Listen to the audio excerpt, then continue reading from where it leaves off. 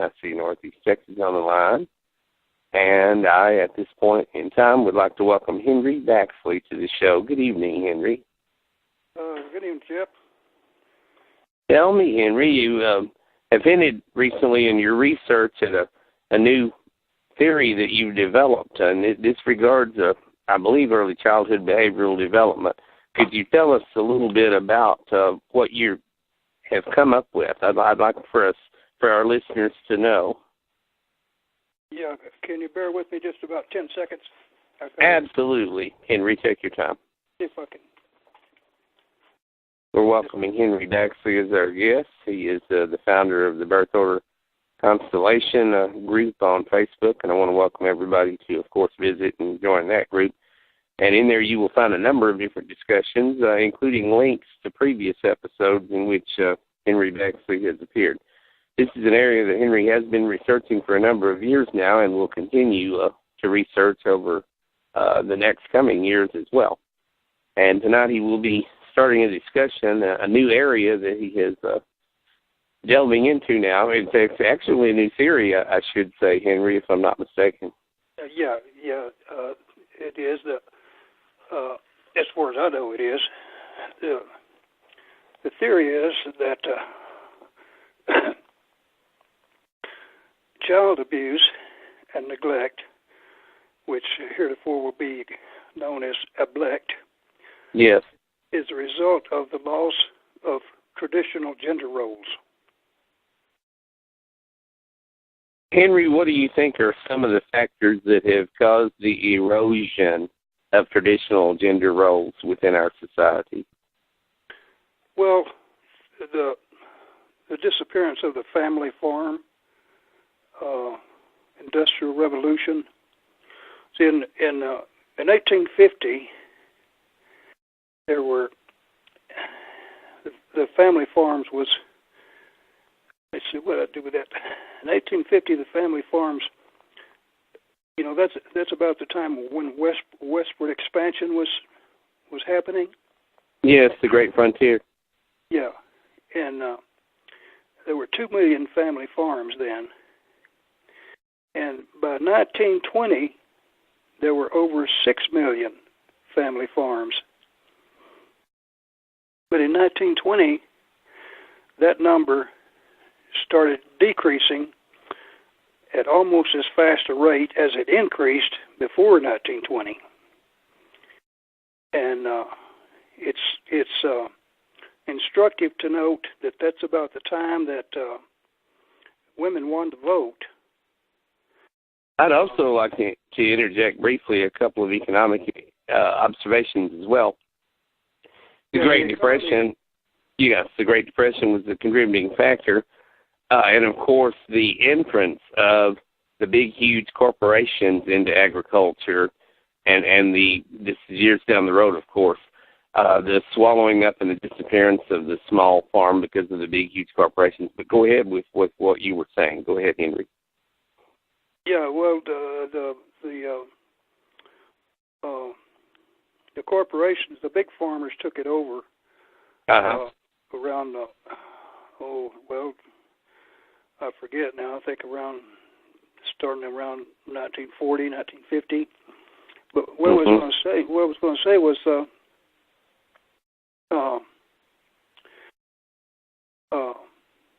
the reason I suspect that it's the loss of roles, the loss of you might say jobs, you know. When you lose your job, you lose your sense of self.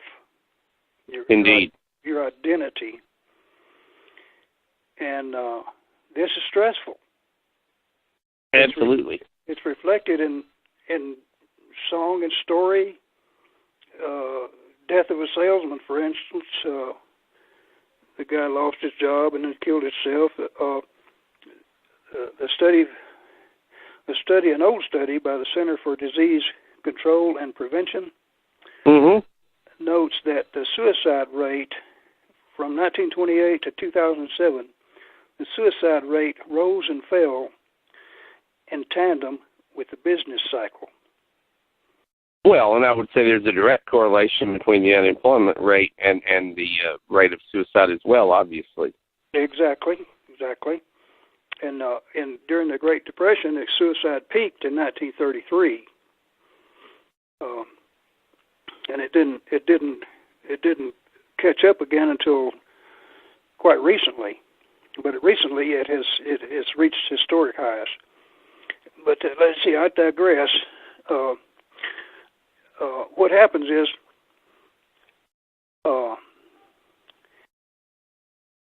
equals when men and women compete for the same job, it becomes an adversarial relationship rather than a cooperation, rather than a team relationship. And this causes friction in the marriage or the relationship, whatever. And that friction is passed on to the child like a hot potato, passing from one person to another. And then the child, when the child grows up, subsequent generations will inherit these childhood wounds, and so they will subsequent generations will get worse with each generation. Absolutely. So that's basically what my idea is. I'm interested to see what other people think. What's causing the rising divorce rate?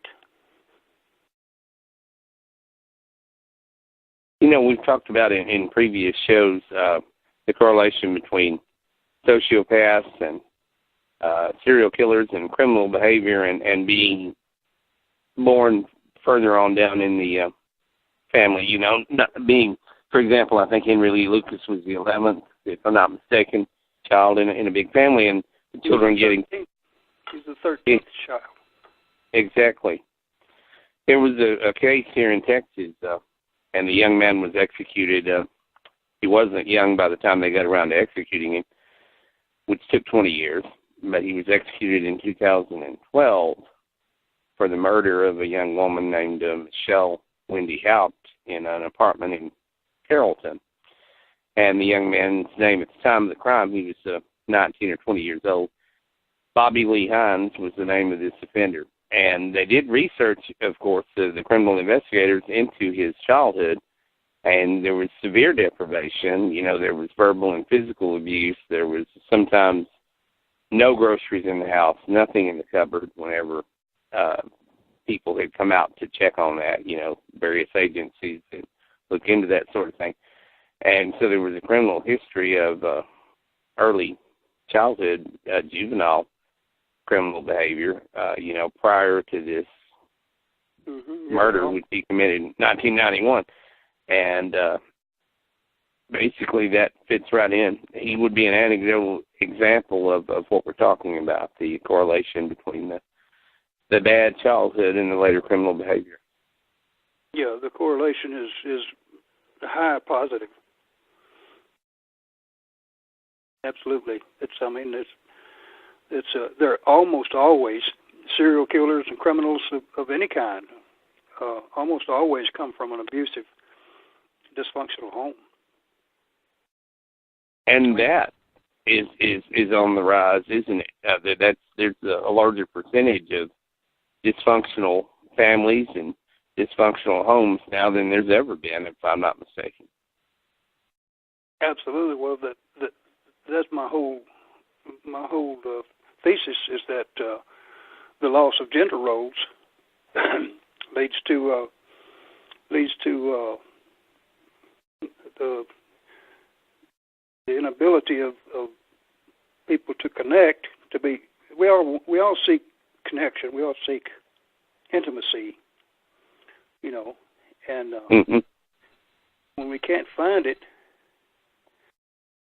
we connect in unnatural ways and ways that maybe not necessarily is good for us, like like a pimp and his prostitute, for example, or things like that. Or and that traditionally has control dominance abuse relationship where the temp tends to be dominating and abusive toward the hooker. Sometimes even verbal and physical abuse, but it's a total control kind of thing. Right. And it's let me see, the term for it is I forgot the term for it. They got a highfalutin psychological term for it that I can't remember right now. I'm 71 years old. But anyway, it's dysfunctional relationship. What happens is in any relationship, there has to be an agreement between the two people as to who they are. You know, if say for instance,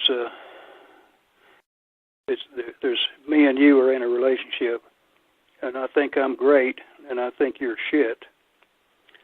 If you agree with that assessment, then we will have a pretty strong relationship.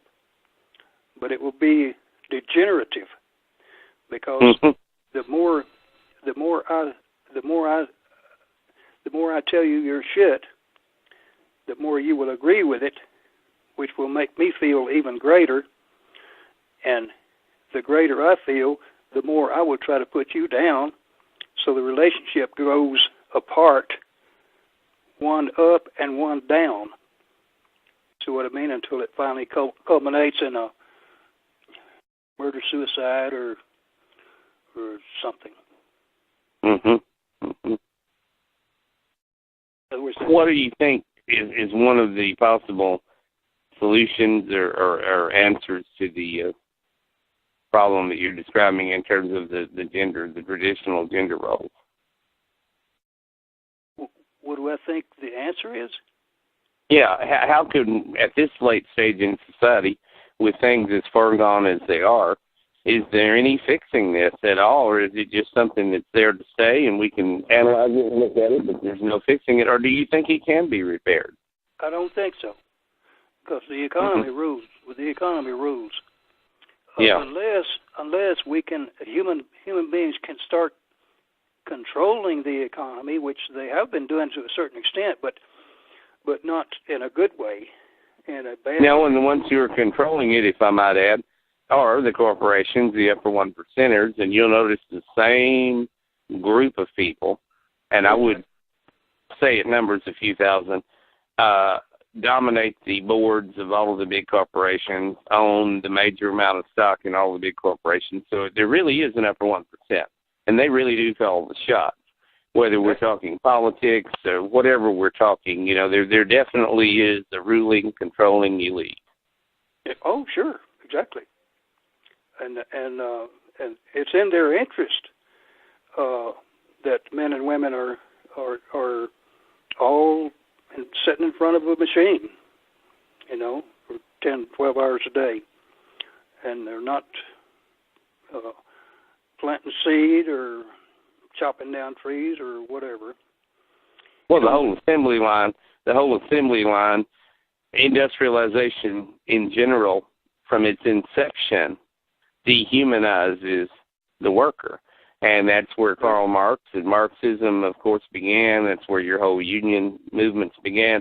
Well, we can look at this from any number of different angles, but the bottom line is the low-level guy in the totem pole, the average working guy, whether it's minimum wage or even if they're getting paid fantastic money at certain factories, and that's changed since NAFTA, of course, since all the manufacturers left the United States and sought out that cheap third world labor. But anyway, at one time, the working guy could get paid a decent wage at some of the big factories. Anyway, the point being, the work itself, the nature of the work itself was dehumanizing. Exactly, and it's also what's the word? It's also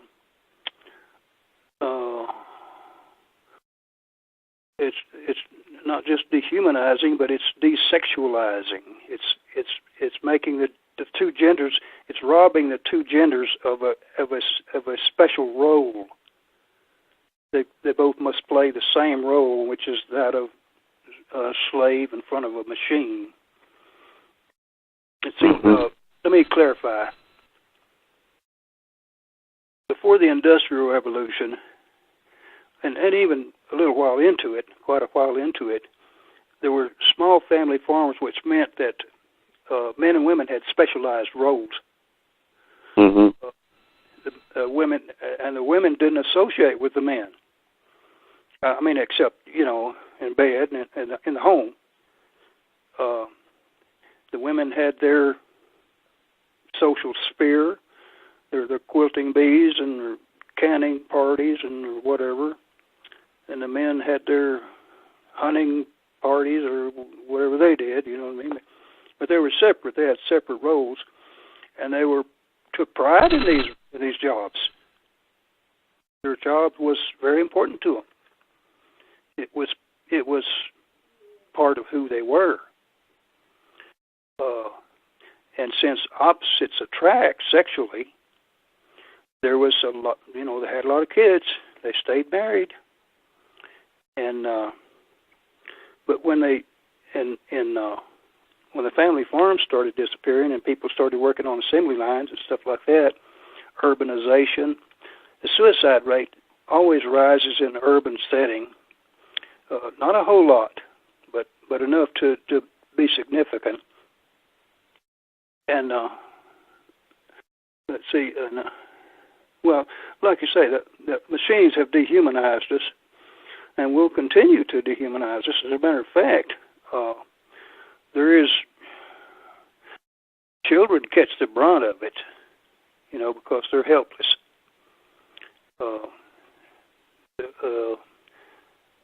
Everything accrues to the detriment of the child.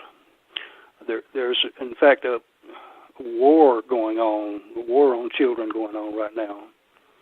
50 million children have been aborted since Roe v. Wade. A lot of people don't consider them unborn baby a human, but we can debate that from now on. But but the point is they didn't do that prior to the degenderization. Another factor in all of this, Henry, and this again gets into how the economic factor plays so heavily in all of this. The mother, of course, after World War II, when women entered the workforce at factory level and during World War II on such a heavy level, again, this takes the woman, the female role away from the home, and the disappearance of the extended family as people moved to the cities from the family farm or from the rural areas or from the small town. You had this huge displacement of people to where the factories were. The African-American population in the major cities, particularly in Detroit, Michigan, for example, is a direct result of Ford Motor. And so they left Mississippi, they left Alabama, they left Louisiana, and they went up north to get the factory jobs. And so you had a shift in a migration of people across the country. This back during the 30s, 40s, 50s, 60s, California was the place to go, so to speak.